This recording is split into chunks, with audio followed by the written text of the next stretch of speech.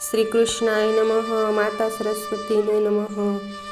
સત્સંગ સાગર યુટ્યુબ ચેનલમાં આપ સૌનું હાર્દિક સ્વાગત છે. જો તમે આ વિડીયોમાં નવા હો તો મારી ચેનલને લાઇક કરજો, શેર કરજો અને કોમેન્ટમાં શ્રી કૃષ્ણ લખજો.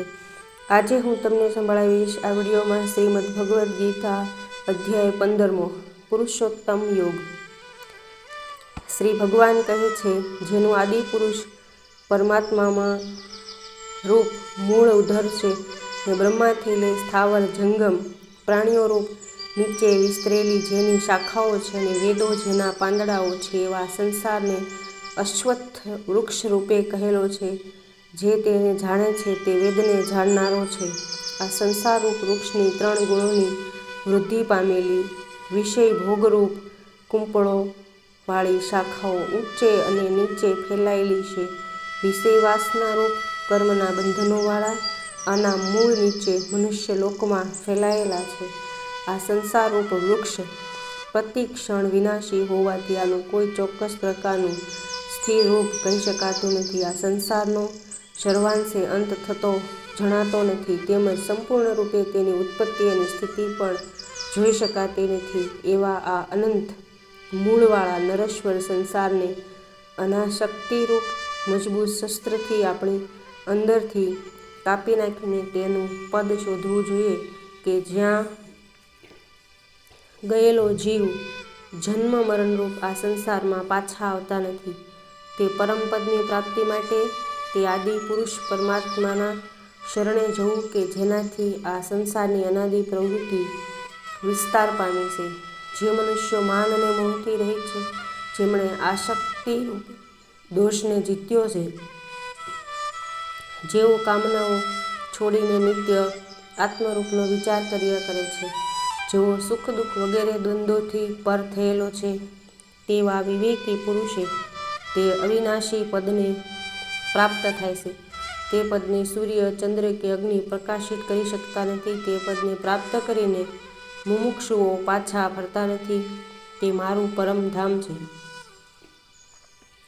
આ દેહમાં જીવાત્મા મારો જ સનાતન અંશ છે અને તે 3 ગુણોવાળી માયામાં રહીને મન સહિત 5 ઇન્દ્રિયોને ખેંચી રહ્યો છે.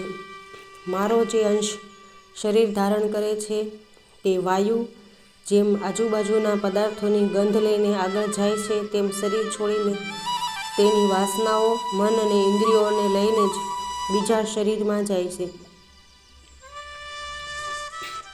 કાન, આંખ, સ્પર્શેન્દ્રિય, જીહવા, ઘ્રાણ અને મનને ધારણ કરીને આ અંશરૂપ ઈશ્વર વિષયોને સેવે છે. તે કેટલીક વાર વિષયો ઉપરથી ઉઠી જાય છે અને કેટલીક વાર વિષયો પર બેઠેલો હોય છે, લાગેલો હોય છે. સત્વ, રજસ અને તમો ગુણના સંગથી જેની જે આ ક્રિયાઓ થાય છે તેને મૂઢ બુદ્ધિવાળા પુરુષો જોઈ શકતા નથી, પણ વિવેકી જ્ઞાનીઓ જોઈ શકે છે. યત્ન કરનારા યોગીઓ શરીરમાં રહેલા આ ઈશ્વરને જોઈ શકે છે, પરંતુ અંતઃકરણ શુદ્ધ ન હોય તેવા મૂઢ ચિત્તવાળા મનુષ્યો આને યત્ન કરવા છતાં પણ જોઈ શકતા નથી. સૂર્યમાં રહેલ જે તેજ સંપૂર્ણ જગતને પ્રકાશિત કરે છે તથા જે તેજ ચંદ્રમા અને અગ્નિમાં છે, તેને તું મારું તેજ જાણ. અને હું જ પૃથ્વીમાં પ્રવેશ કરીને મારી શક્તિ વડે સર્વે પ્રાણીઓને ધારણ કરું છું અને રસરૂપ ચંદ્રમાં થઈને બધી વનસ્પતિઓને પોષણ આપું છું.